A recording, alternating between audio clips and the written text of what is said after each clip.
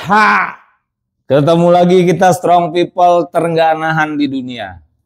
Yes, akhirnya guys, kita berhasil memenuhi keinginan kalian yang masuk tuh, ya. Dimana, Mas, lu cowok semua, batangan semua, gimana sih lu? Cewek dong sih sekali. Oke, ladies and gentlemen, please welcome Tia Subiakto. Wow. Oke, Mbak Tia. Akhirnya Mbak Tia, thank you udah mau nyiapin waktunya di antara editing film yang lagi antri pasti ya Mbak Tia ya kan. Nah, akhirnya kita dapetin waktu secepat kilat lah bisa. Mbak Tia, izin mau nanya Mbak Tia. Kan kalau dibicara di musik itu orang tuh penasaran. Ini Tia Subiakto, gua dulu nggak lihat tuh dengar albumnya atau dia tuh label mana lahirnya. Tapi why? Begitu gua nonton film di kredit title terakhir tuh muncul musik by penata musik by Tia Subiakto, bla bla, itu layar lebar semua rata-rata. Mohon Mbak, tolong ceritakan sedikit awalnya Mbak masuk ke industri musik itu seperti apa? Itu sejarahnya gimana Mbak? Tolong Mbak, biar orang tahu tuh. Oke. Jadi saya tumbuh dalam iklim industri periklanan. Awalnya itu belajar musik dari umur 3 tahun, terus masuk sekolah musik sampai aku SMP lah kira-kira aku lulus. Kepengen banget bisa kuliah di Berklee College of Music tapi nggak boleh sama papaku. Akhirnya papa memberikan 2 pilihan, mau ke Berklee tapi nggak bisa ngabisin duit, atau kamu ikut sama papa deh tapi kamu dapat duit.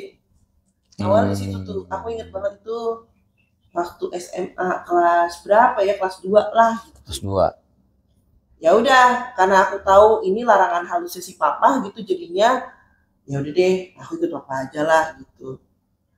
Udah, dan memang sih dari sebelum-sebelumnya juga udah ditanamkan etos kerja sih dari kecil. Jadi aku kalau ada kesempatan liburan disuruh magang, nemenin Om Abang Elva Syori almarhum rekaman. Om Elva. Jadi ya, jadi kayak secara nggak langsung aku tuh belajar tentang music production juga. Walaupun pada waktu itu medianya adalah pita, dan memang semua tuh hampir semuanya memakai musik yang live ya. Gitu. Iya. Belum ada zaman MIDI, kita pakai digital audio workstation itu belum. Nah, di situ aku belajar gitu. Di situ aku belajar banyak gitu tentang ternyata tuh kalau backing vokal itu harus di layer apa segala macam. Sampai akhirnya itu kata papa, udahlah kamu sama papa aja deh gitu kan. Aku inget banget tuh proyek pertama karena pada waktu itu Om Abang Elva almarhum tuh 3 kali tidak memenuhi undangan papa.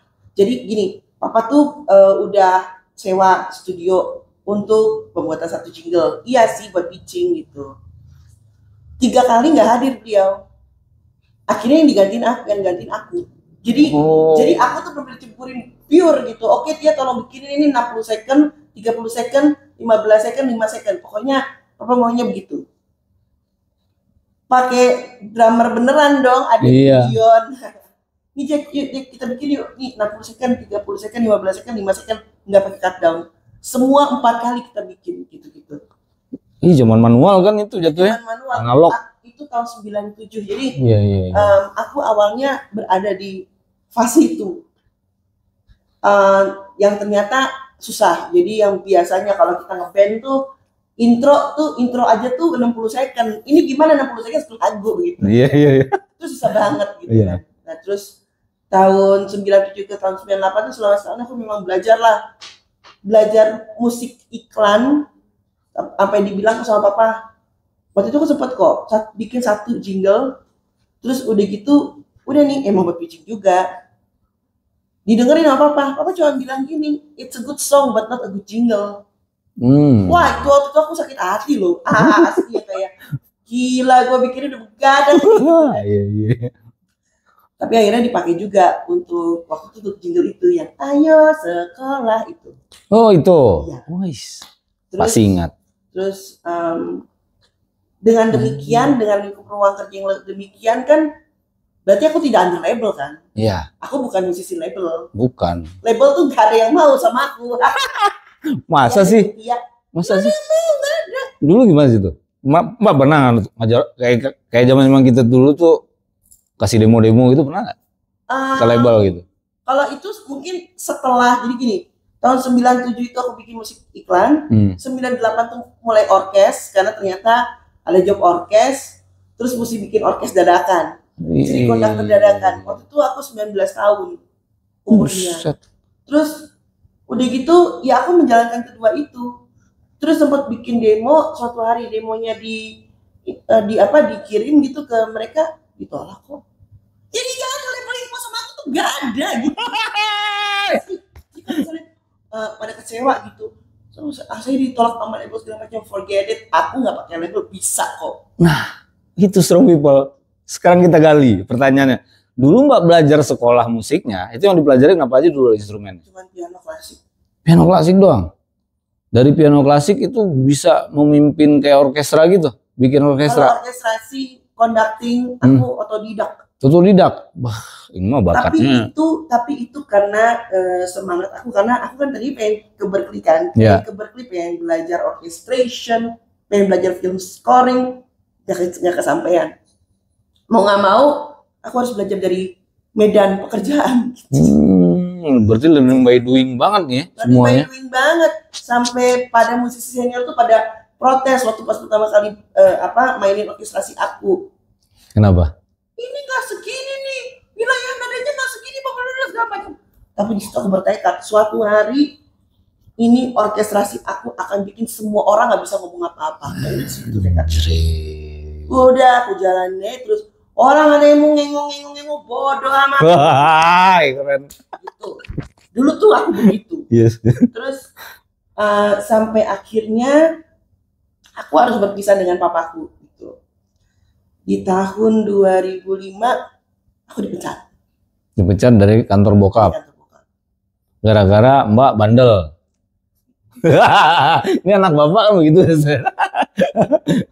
Mungkin rebel sih, lebih tepatnya rebel. Aku di antara adik-adikku yang dua tuh, aku memang paling rebel. Mungkin Mbak karena anak paling tua kali. Pokoknya gini, aku disuruh disuruh nerusin perusahaan iklan bokap nggak mau. Oh, berarti passionnya beda kali. Aku cuma bilang, papa aku mau jadi penata musik film, sama seperti cita-cita aku waktu setelah aku nonton film itu dan tahu John Williams itu kayak apa. Gua maunya jadi penata musik film, Pak. Aku bilang gitu. Terus si papa bilang, alah dunia film tuh udah gak ada dia, umprunya pada semuanya pada ikut papa. Waktu itu kan dunia film mati. Iya, zaman itu benar. Iya kan? Benar. Itu si papa bilang gitu. Alah, kagak ada tuh dunia film dulu kagak ada tuh. Semua kru-krunya ikut papa semua. Iya. Gitu. Ngapain kamu di dunia film? Kamu mimpi banget. Papa selalu matahin cita-cita aku. Terus menerus. Sampai akhirnya aku dipecat karena aku rebel. Rebelnya karena satu hal gitu. Akhirnya I start from zero. Bikin studio kecil yang modalnya hutang. Asli modalnya hutang. Asli aku gak punya duit apa-apa selain 1 bulan pesangon waktu itu. Gokil. Terus itu benar-benar studio itu di bawah. Kan jadi ada ruko di daerah Prapanca itu di bawah di basement gitu dan di dekat situ kali, jadi kalau misalnya lagi hujan-hujan gitu terus kan naik tuh wah udah mau banjir kan, aku harus nginep karena nggak mau alat-alat aku. Iya alat-alat iya benar. Terus akustiknya ini horden hitam bludru gitu tuh. Pokoknya kalau istilah orang-orang 70s banget lagi. Yes. Gak ada vokal booth, gak ada, ya Allah, itu terlalu eksklusif dan terlalu klasi buat aku pada waktu itu. Project pertamanya apa yang dapat tuh? Sejarah soalnya itu kan? Ya. Nah, apa coba? Setelah 3 bulan gak dapat kerjaan, akhirnya bulan keempat project pertama adalah iklan 2 produk. Sutradaranya orang Malaysia. Oh, iklan produknya Indonesia tapi? Produknya Indonesia, tapi sutradara orang Malaysia. Kan dunia periklanan gitu. Kadang-kadang ada yang pakai dari Malaysia, ada yang dari Singapura, ada yang dari Inggris, ada yang dari Australia gitu. Tapi kesini syuting. Ya. Terus aku alhamdulillah dapat 2 dari beliau. Dulu cara dapetinnya gimana? Biar tahu tuh detail perjuangan Mbak Tia tuh. Itu yang nawarin ya pokoknya gitu. Dulu tuh waktu pas sambil membangun studio gitu, aku tuh kan zaman dulu kan belum ada ya macam-macam aplikasi yang bisa dijadikan referensi kita. Ya, betul. Zamannya masih paling susah Strong People zaman dulu. Oke, harus tahu kita nih. Aku tuh ngumpulin hasil kerjaan iklan aku yang ada pada waktu itu. Aku kumpulin, aku kompil di satu showreel namanya. Nah, di satu showreel itu aku ingat kan zaman ben CD gitu? Iya, tahu. 50 biji lah aku buat sendiri. Iya. Terus udah gitu pakai PowerPoint, aku tulis biodata aku dicetak. Iya, cetak ya, tempel gitu ya. Begitu ada PH yang mau ketemu, aku benar-benar naik. Aku boncengan naik motor, aku tawar-tawarin. Oke. Aku tuh sampai disangka bukan musisi, aku disangka produser. Ini karena perempuan kali ya. Gitu. Tapi saya jujur, saya waktu baru ngeh Mbak Tia itu dulu kan, ini artis label mana kan biasanya kalau yang ngerjain musik ini, dulu saya ingat tuh kayak si Omari, Ari Bias kan, Ari itu dulu masuk ke Trans TV kalau nggak salah itu gara-gara dia punya band Bias, ya itu kan dulu zaman. Nah kalau Mbak Tia ini dari mana ya? Itu tiba-tiba karena setiap dari 2010 sampai 2017 itu kalau saya ikut preskon penata musik, ya kan? Dia Subiakto, jejer sampai saya tanya tuh pacaran Parwes, siapa yang bikin Pak? Tia juga ini. Oh Tia juga nanti nih. Penasaran sebelum nonton kan biasanya ketemu tuh. Jadi dari karya-karya Mbak Tia itu Mbak, kalau kita boleh tahu, sekarang ini berapa film yang lagi Mbak edit? Atau menerima apa lagi? Apakah di dunia musik itu apa aja tuh yang lagi dikerjain? Oke, recently memang masih menerima beberapa film. Kebanyakan dari pihak-pihak yang baru. Aku membantulah demi kemajuan perfilman Indonesia ya. Kemudian kami pasti membuat single karena sejak era agregator dan kita tanpa label pun bisa merilis single gitu. Saya makin rajin. Seminggu sekali rilisnya. Bersama suami tercinta Mas Alex Kupe.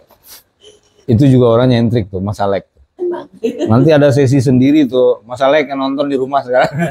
Nanti lu sesi sendiri lu Mas ya. Karena ini dia punya prestasi itu 1000 lagu kan? Ya. Yang dipublis selama pandemi kalau salah ya. Iya selama pandemi. Itu ya, sampai bahan obrolan di kita musisi itu zamannya Clubhouse gitu, bener tuh. Ya, bener, nah itu nanti sendiri. Nah pertanyaan lagi Mbak. Ada note satu, punten saya ingetin mumpung takut lupa. Jadi ternyata inklingnya Mbak Tia itu insya Allah nggak salah Om. Ternyata memang zaman sekarang itu bisnis paling menjanjikan, salah satu yang kita bisa bilang di dunia bisnis itu insya Allah ini susah kita rugi itu susah, yaitu bikin film layar lebar. Dengan banyaknya platform yang bisa kita jual. Dan kami pun di grup saya tuh Mbak, kita baru bikin satu film yang akan kita publis juga. Karena apa? Kita udah menghitung, menganalisa bahwa modal sekian M, insya Allah nggak akan rugi. Karena ini jelas bisnisnya lebih real. Dan trennya emang ke sana semua sekarang. Nah jadi Mbak yang saya mau tanyakan, tadi Mbak bahas masalah yang film-film yang lagi dikerjakan. Jujur sih Mbak, karena ini di sisi bisnis artisnya di sini poinnya, yaitu di luar sana saya pernah dengar waktu kami mau cari edit pemusik, penata musik untuk film yang dikerjain sama tim, itu kami mikir gini, lagi berunding, saya nyeletuk tuh, coba deh masukin Tia Subiakto, masukin, tanyain berapa, nah saya sounding tuh. Terus anak-anak bilang, bro mahal bro, wah. Makanya saya mau ngejar Mbak Tia itu salah satu itu. Karena di bisnis ya kalau karya Mbak sih udah tahu gitu. Di film itu saya udah pas enak lah menurut saya ya, keren. Yang Afgan, ingat gak film Mbak yang Afgan tuh? Itu mau bikin musik enak tuh. Saya nonton itu. Nah maksud saya tuh berapaan sih Mbak? Range-nya Mbak, boleh tahu range aja. Jadi bukan menguliti bisnis artis, bukan. Maksudnya ini peluang yang ketika orang lihat, oh ternyata Tia tuh masih make sense bro, dengan portfolio dia yang segitu, range-nya segitu ternyata. Sama klarifikasi juga buat teman-teman yang kadang-kadang salah info gitu. Namanya obrol-obrol kan. Nah gimana tuh Mbak? Oke, jadi kan nah ini kita sebelum masuk ke rate. Nah, rate. Kita masuk dulu ke musiknya. Ya, siap. Musik itu kan menurut fungsinya tuh ada dua. Nah. Jadi ada pure music, ada applied music. Applied music. Pure music itu ya kalau musik, kalau kita bikin single, kita bikin ini ono segala macam beserta kita rilis terus udah gitu kita manggung kemana-mana, itu namanya pure music. Jadi kalau misalnya Mas ciptain lagu Mas, terus udah gitu dipublish, ya udah itu pure music, emang benar-benar musik dibuat dari hati, dari pemikiran sendiri, kemudian diwujudkan melalui media namanya musik. Nah, kalau applied music itu musik yang memang diaplikasikan sesuai, ini juga applied, applicable kan, aplikasikan sesuai dengan kebutuhan konsumen. Betul, misalnya kayak tadi aku cerita ada iklan, berarti kan musik iklan. Yes. Musik iklan tuh macam-macam. Kalau misalnya dia itu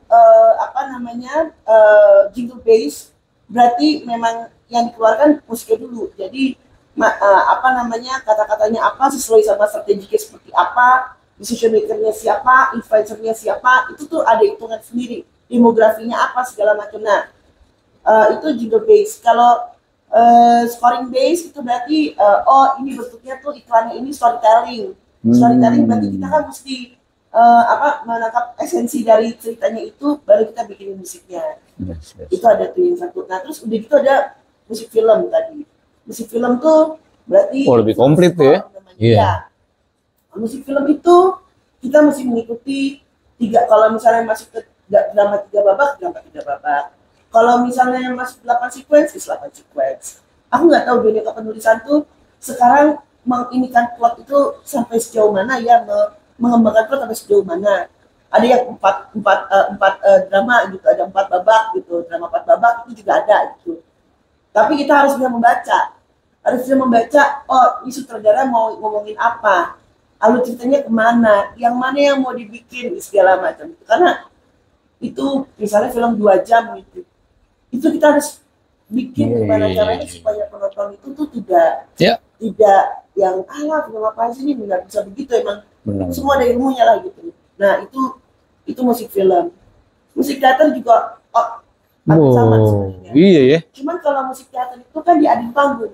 Jadi memang teater yang dimainkan di panggung, kemudian di scoring sama kita, dibikin skornya sama kita, gitu.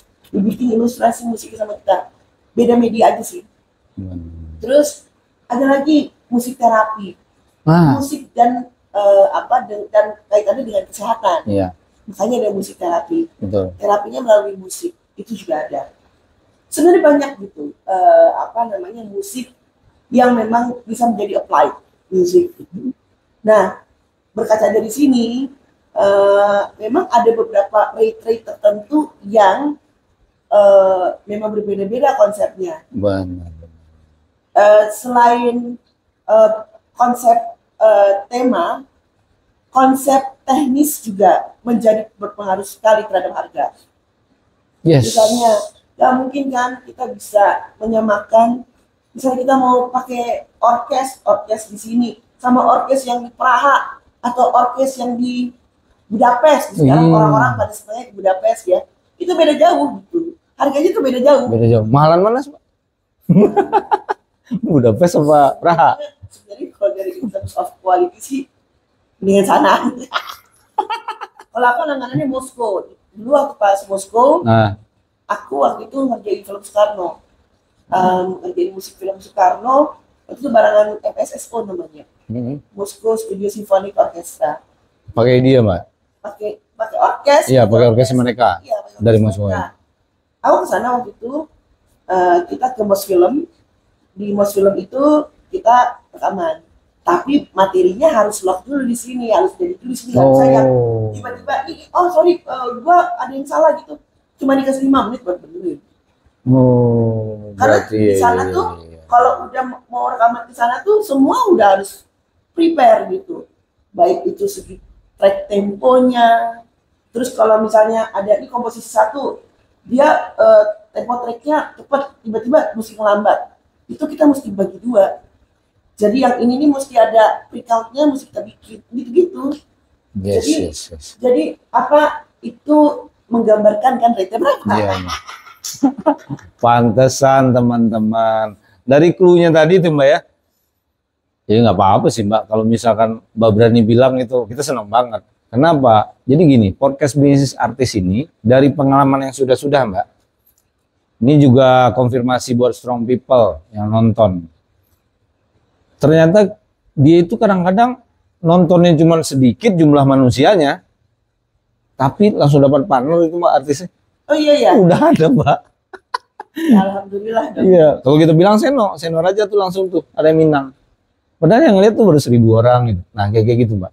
Karena memang apa ya, bisnis artis itu menonjolkan, menjembatani ya siapa tahu jodoh-jodoh bisnis beneran itu bisa ketemu di sini karena dia melihat ada mediasi dari bisnis artis yang juga belak-belakan gitu.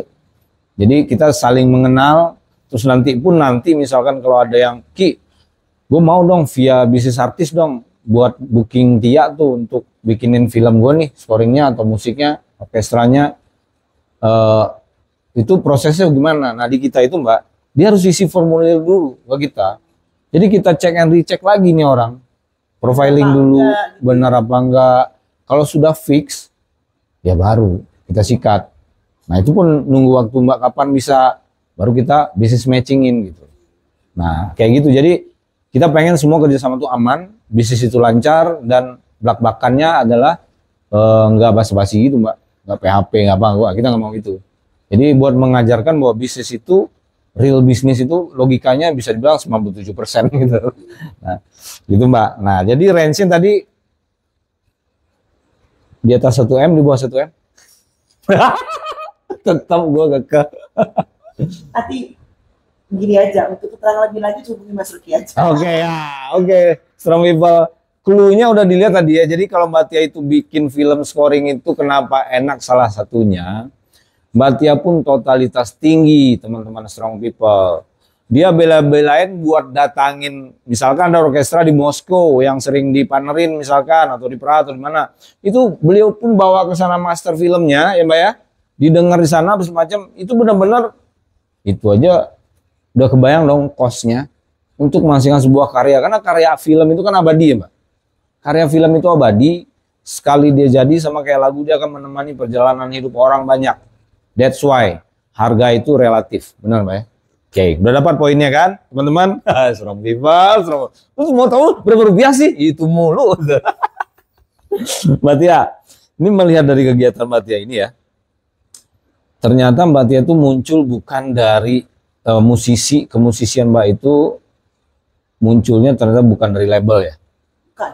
Ternyata dari applied music. Ya. Ini ternyata benar-benar, ya saya baru sadar juga ternyata bisa aja, ternyata misal kalau ada anak-anak strong people itu dia mengarahkan anaknya, udah kamu mau ngapain ngejar-ngejar label sih, label udah hancur gitu, misal udah susah, nggak kayak dulu, ya udah sekarang kamu nyarinya itu aja, applied music bisa aja Mbak ya. Bisa. Mbak kebayang nggak pengen bikin sekolahnya nanti? Aku memang sebenarnya ada rencana bikin sekolah musik film Tia Sugiarto. Apa? Sekolah apa? Nah, ini nih poinnya kita nih. Ketemu kan, kepancing sama gua Mas. Terus ya. Sekolah Musik film Tia Sugiarto. Oke. Ada beberapa partner, tapi aku nggak cocok. Oke. Kurang cocok. Kurang cocok. Belum ketemu jodoh bisnis, Mbak. Mungkin juga, tapi harapan itu masih ada gitu. Karena aku berbekal dulu pernah ngajar sebagai dosen di UNN. Oh pernah ya Mbak? Filmnya. Terus, ternyata aku bisa mengajar, dan ternyata tuh para mahasiswa juga mengerti gitu. Sampai tahun lalu kemarin aku juga masih diundang untuk jadi pembicara tentang musik film di UNJ. Oke. Tapi aku bukan lulusan S1 musik. Enggak, yang penting itu karya, Mbak. Bapak itu finally itu karya. Mungkin karya dan pengalaman. Pengalaman jam terbang. Iya, pengalaman tuh benar-benar aja segalanya. Kalau misalnya kita nih sekolah, Terus di sekolah kita ngadepin medan pekerjaan. Belum tentu juga kita akan berani untuk, oh nggak bisa kan, ini ada pakem yang menyatakan bahwa mau kapan juga. Memang harus terjun jebret gitu. Mbak, punten, biar strong people tahu. Mbak ceritakan kira-kira tuh lagu itu sudah Mbak bikin itu semua itu ya, berapa film udah di film-film layar lebar atau sinetron atau apa Mbak? Mbak asal sebut aja, seingat gue nih Ki, segini. Aku nggak tahu. Tapi ini loh Mas, bayangkan di tahun 2007. Nah, di tahun 2007 tuh aku ngerjain musik film terus. Musik film, musik iklan, jingle, musik film, musik iklan, gitu melulu sampai sekarang. Jadi kalau ceritanya berapa jumlah film nggak tahu. Oke. Nah Mbak, ini sharing sekolah pengusaha.id yang membackingi bisnis artis, boleh ya Mbak ya? Jadi kalau di sekolah pengusaha.id itu kita selalu menggambarkan pekerjaan orang itu kan ada 4 sesuai teori Robert Kiyosaki itu. Employee, self-employed, business owner, dan investor.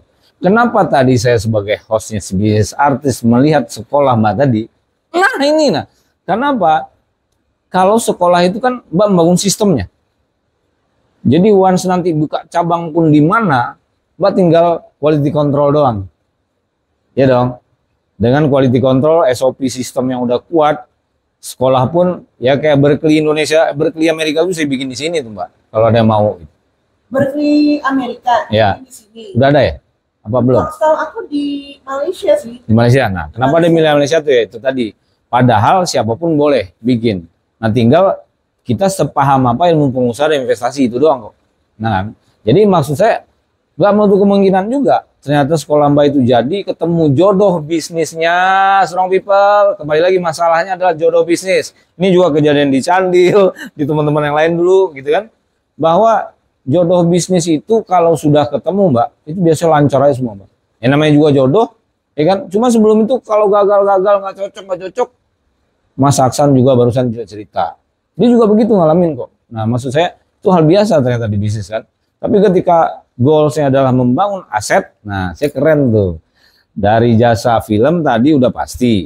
Yang kedua ini bro, kalau lu ada six sense untuk melihat potensi Mbak Tia untuk sekolah musik filmnya itu sangat potensial untuk dibangun sistemnya.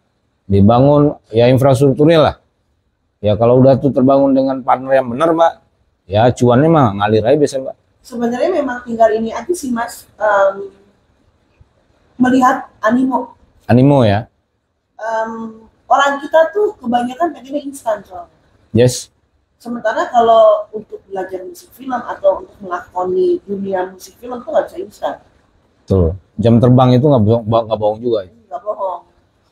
Kita itu menghadapi sutradara yang berbeda. Yep. Menghadapi produser yang berbeda-beda tiap hari. Menghadapi treatment film yang berbeda-beda setiap hari, genre yang berbeda-beda. Itu gimana caranya kita mau? Emang kita mau sama rata? Ini enggak ya. Makanya musik film itu dilakoni atau dipelajarinya itu tidak instan, nggak bisa instan. Mungkin aku bisa mengajarkan yang biasa aku lakukan. Tapi yaitu in a summary aja, jadi summarize gitu. Cuman kalau secara intinya emang mau dedicated menjadi penata musik film itu nggak bisa, memang harus ketemu seminggu sekali dan kebanyakan orang pada pusing. Benar. Nah, ini masukan dahsyat buat Gen Z yang lagi mencoba berkarir, yang nonton podcast kita ini. Kalau kalian masih Gen Z kategorinya, ingat aja. Ilmu apapun yang kita dalamin itu rumusnya itu ternyata Mbak setelah kita riset ya, itu ternyata butuh waktu 8-10 tahun untuk mematangkan itu. Jadi dan jangan takut juga, wah gua akan belajar susah-susahnya 8-10 tahun, nggak juga. Ketika kita bisa berhasil nih, klien pertama dengan karakter pertama kita untung gitu ya, nah klien kedua itu misal nggak untung nggak apa-apa, tapi ini udah berjalan nih masuk tahun kedua, ketiga, tapi tambah susah hidupnya sebenarnya. Nah, jadi nggak usah takut juga ya untuk jadi pengusaha sejati gitu. Nah, sebenarnya itu apapun yang mau dilakukan, baik pun itu menjadi pengusaha tapi di luar musik, ataupun jadi pengusaha memang yang di bidang musik, kuncinya cuma satu sih Mas, konsisten kembali lagi. Mungkin waktu kecil itu aku kepengen banget jadi penata musik film, Tapi bapakku nggak memperbolehkan aku sekolah musik film waktu itu. Jadi ada kesempatan, nggak ada kesempatan kedua, ada kesempatan ambil aja. Kesempatan ambil. Film pertama jadi ini showreel, film kedua jadi ini showreel. Ngomong ke produser tuh udah gagah nih, showreel gue nih. Gitu. Itu sebenarnya konsistensi itu. Belum lagi ditambah misalnya tiba-tiba kita mendapatkan apresiasi dari yang lain. Iya. Aku bahagia banget bisa dapat apresiasi pertama tuh waktu itu Festival Film Bandung 2008, film Eta Cinta. Itu aku tuh ya alhamdulillah banget kayak gila ya, seumur hidup tuh aku bermusik, aku nggak pernah dapat apresiasi kayak gini gitu kan, bisa dipanggil kasih. Itu yang Ayat-Ayat Cinta. Ayat Cinta itu Festival Film Bandung aku dapat. Terus perjalanannya itu juga apresiasi banyak ya, alhamdulillah kan dari Ayat Cinta. Terus udah gitu di Sang Pencerah aku juga dapat FFB. Terus beberapa nominasi waktu pas FFI juga pernah. Sampai aku dapat nominasi Best Music 2012 ya, Asia Pacific Film Festival juga pernah. Waktu itu filmnya Hafalan Sholat Devisa kalau itu. Akhirnya tapi 2017 alhamdulillah aku dapat Best Music untuk Ruby Habibie. Ruby Habibie ya. Udah kita Best Music nggak nomor memang udah kepilih jadi Best Musicnya, alhamdulillah lagi ya gitu. Terakhir tuh aku dapat FFB itu Mooncake Story. Waktu SMP, aku tuh sempat bilang sama papa, "Pak, kenalin aku sama Om Garin dong. Aku mau kerjain musiknya Om Garin." Garin Nugroho, teman-teman. Enggak usah, kamu iklan aja. Akhirnya tapi di Mooncake Story, aku berkesempatan bekerja bareng dengan beliau. Terus aku dapat penata musik film terpuji, alhamdulillah banget. Keren. Itu anugerah luar biasa, hasil dari konsisten. Konsisten. Sama aja tuh kayak ABG sekarang, Gen Z juga konsisten bikin di aplikasi sosmed itu kan. Dia dapat duit kan, sama itu. Jadi kembali lagi, kita berkaryanya benar-benar ya kalau itu buat sampingan aja, Mbak. Cuma kalau yang kayak begini itu kan karyanya benar-benar diri kita nih masuk ya kan. Iya. Benar-benar. Kadang-kadang juga orang tuh tahu aku tuh nama doang, nggak tahu orangnya. Itu benar, karena benar cuma nama doang tadi. Kalau saya dulu tuningnya ke Mbak Tia itu cuma gara-gara film ya mungkin di tahun, karena saya mulai meliput itu kan dari tahun 2010 ya. Nah, dari mulai kewartawanan itu mulai tuning kan, press release dikasih, kita nonton bareng sama artisnya kan. Cuman Mbak Tia kan jarang datang. Bener nggak? Nah, bener. Datang tapi namanya ada terus. Ini maksud saya tuh sepelajarin karena ada sisi musik juga kan, saya wah, labelnya nggak lewat label nih orang ternyata. Oh ternyata ada dua macam musik itu. Saya juga baru ngeh sekarang nih. Siap Mbak Tia. Nah Mbak Tia, kalau kita bicara berarti sebenarnya kalau untuk bisnisnya Mbak Tia itu juga pengen sebenarnya ya, dari ilmu dan pengalaman serta nama besar ini berimpact juga kepada generasi penerus, mungkin dengan sekolah tadi ya. Nah, kalau sekolah itu tiba-tiba ada yang nelfon, "Ki, gue pengen bikin sekolahnya Tia deh." Itu cara gimana sih? Terus ngobrol sama dia gimana caranya itu? Nah, itu tuh dari persiapan Mbak sendiri sebenarnya berapa kalau di persen-persenin itu kalau untuk di start gitu ya, di invest gitu maksudnya sama orang. Kalau cocok dia itu kan invest tuh. Nah, itu tuh kira-kira sistem yang Mbak bangun ini sebenarnya udah berapa persen persiapannya untuk orang di pitching ke orang gitu? Sebenarnya kalau presentation deck sih kita emang ada bikin presentation deck. Cuman untuk business plan itu dia, karena aku masih forecasting. Iya. Karena tidak semua orang atau orang tua yang sadar bahwa musik itu tuh ada loh musik film. Iya. Ada loh arranger, ada loh orkestrator. Enggak semua orang. Orang taunya cuma ya udah main musik jebret, main piano, main bass, main gitar di panggung, that's it. Jadi artis. Iya, jadi artis. Jadi artis. Itu yang enggak itu. Musik itu cuma itu. Musik itu sangat luas sekali ya. Iya. Kalau misalnya aku lagi bikin musik film, terus begitu aku mau lihat main gitar tunduk sama saya gitu. Ini partitur nih, baca, main, gitu. Tapi nggak semua orang tua tuh realize gitu. Iya benar. Makanya memang harus di forecast nih. seberapa anak-anak generasi yang sekarang mau menjadi istilahnya dalang lah. Iya. Kan kalau musik film tuh dalangnya. Iya. Film tapi di musik gitu. Betul. Menambahkan edit value untuk si film tersebut. Benar. Kayak gitu. Tapi boleh aja tuh Mbak bikin polling kan di IG Mbak, seberapa besar sih niat kalian, bisa aja ya. Bener-bener tuh. Ya tapi memang beberapa kali aku pernah bikin workshop juga, jadi kayak ada kelas simfoni.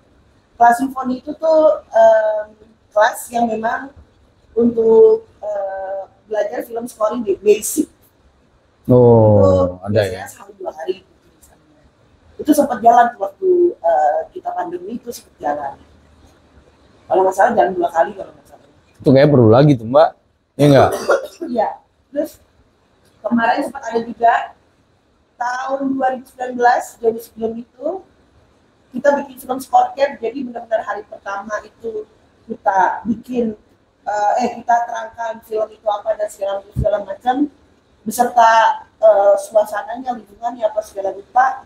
Habis itu kita kasih film pendek bikin scoringnya, bikin cue sheet-nya langsung tuh ya? Langsung bikin cue sheet-nya, sini aku ajarin itu kalau itu benar-benar yang very short course-nya. Tapi itu boleh. Ya kalau menurut saya tuh yang kayak gitu harus diseringin tuh Mbak. Iya nggak? Iya, karena anak-anak muda sekarang tuh berhubungan dengan yang konsep Mbak bilang tadi. Memang data itu membuktikan. Anak-anak muda sekarang itu kenapa? Saya ini meriset ya Mbak ya. Kalau kita tuh meriset kenapa ABG sekarang Gen Z itu pengennya instan-instan. Mbak tahu kenapa? Karena dia sudah punya AI di tangannya. Jadi once ada pertanyaan yang dia nggak tahu, dia akan buka AI dan dia langsung dapat infonya. Karena itu juga dia tahu poinnya apa. Saya punya ponakan Mbak. Kalau bilang kamu durhaka atau mau Om, nggak boleh begitu. Nggak Om, aku mau nanya cuma poin tadi Om. Jadi nggak kemana-mana. Sampai begitu loh ngomongnya. Karena ini udah edan, gara-gara teknologi ini edan Mbak. Dia bertanya. Akhirnya maaf potong. Akhirnya kan menjadi malas. Kalau musik film nggak bisa gitu. Gak betul. Bisa menggunakan AI, gak bisa. Makanya saya bilang basic dia jadi instan itu kan begitu. Nah, inovasi dari Mbak Tia itu salah satu yang tadi workshop yang singkat tadi. Ini juga kejadian di kita dari tahun 2010 Mbak. Apa di versi kami? Sekolah Pengusaha.id itu kenapa sampai melahirkan bisnis artis.com? Karena dari tahun 2015 kita tuh udah ngajarin orang jadi pengusaha. Dan berhasilnya luar biasa, yang nggak di luar ekspektasi kami lah. Nah makanya kita berani banget untuk bisnis artis ini gitu. Karena apa yang udah jalan ini ternyata anak-anak itu begitu diajarin instannya, ilmu instannya, kurikulum kita instan 3 jam itu bisa ngubah orang jadi pengusaha, 3 jam doang. Cuman dia sadar sendiri nanti dari rumus-rumus itu butuh proses. Karena apapun di sana diajarin untuk membuat sesuatu ketemunya itu adalah di proses bisnis modelnya. Nah jadi kalau yang saya tangkap masih bisa diarahkan tuh workshop film Mbak tadi. Kenapa harus sering diadain? Karena itu image-nya instan bagi ABG Gen Z. Dia bingung nanti dia akan buka tuh pendalaman. Berapa lama sih gue harus belajar ini fase ini? Dia akan tanya. AI itu akan jawab Pak. Jadi guru besar mereka ini di level sekarang itu adalah AI. Ini yang saya rasain waktu saya nggak mau dulu kuliah. Itu guru besar saya adalah Mbah Google. Saya bisa ngapa-ngapain tuh gara-gara Mbah Google. Cuma saya verified di lapangan sama orang-orang ahlinya. Nah sekarang generasinya terus berubah. Saya ngerasain kan tahun 2000. Sekarang AI ini Mbak, tahun 2025. 25 tahun Mbak. Generasi berganti, wajar Gen Z. Nah workshop ini kalau Mbak bikin terus-terus, jalan. Tinggal kita menunggu siapa yang mau bekerja sama aja. Guys, strong people. Perusahaan IO yang sudah bersistem atau promotor yang sudah bersistem, di samping kalian bikin musik, konser, ingat bikin workshop film itu juga sebuah event yang berpeluang besar. Mbak Tia expert di sana, butuh kalian tuh. Disinilah jodohnya Mbak. Itu lucu kan? Bisa kejadian tuh nanti. Nah, mudah-mudahan. Selama ini kan Mbak musisi, public figure, tanpa sadarnya. Boleh minta quote Mbak buat penonton? Mbak punya quote apa sih selama ini? Ini quote ini lahir kan dari perjalanan yang luar biasa. Perjalanan hidup. The real quote itu. Dan satu orang tuh punya quote di dirinya Mbak, saya yakin itu. Nah kalau dari Mbak apa sih? Kita boleh berencana, tapi kalau memang tidak terlaksana, kita serahkan sama Tuhan. Itu satu. Yang kedua, kita punya kemauan, kita harus merealisasikannya secara konsisten. Kalau nggak konsisten, kita akan kelelep. Kelelep bro, bener. Jadi makanya harus konsisten. Konsisten udah tuh bener-bener kuncinya. Emang kalau fail, pasrah ya nggak Mbak? Ya. Coba lagi, ya kan? Betul. Siap. Nah Mbak, ada kegagalan adalah sukses yang tertunda. Itu beneran ya Mbak? Itu juga saya rasain kok. Ya. Saya rasain berarti benar-benar strong people yang masih berjuang di luar sana. Ingat, Garuda itu bangkit dalam artian ilmu kita upgrade, knowledge kita upgrade, dan kegagalan itu kesuksesan yang tertunda. Iya betul. Itu bener. Saya ngerasain di sini, Batia juga ngerasain. Strong people yang lagi dicoba, ingat, gak usah takut, bangkit, oke? Siap. Oke Mbak, thank you banget Mbak nih, udah waktunya dikasih. Biasa di akhir acara itu kita selalu tanda terima kasih saya kepada anak saya Mbak. Anak saya itu siapa? Si Garuda Bangkit Mbak. Apa itu Garuda Bangkit? Itu lagu saya Mbak. Karena saya berani ini gara-gara Garuda Bangkit itu. Sampai saya bikin lah bisnis podcast, bisnis artis ini. Jadi saya selalu mengakhiri dengan inilah waktu Garuda Bangkit.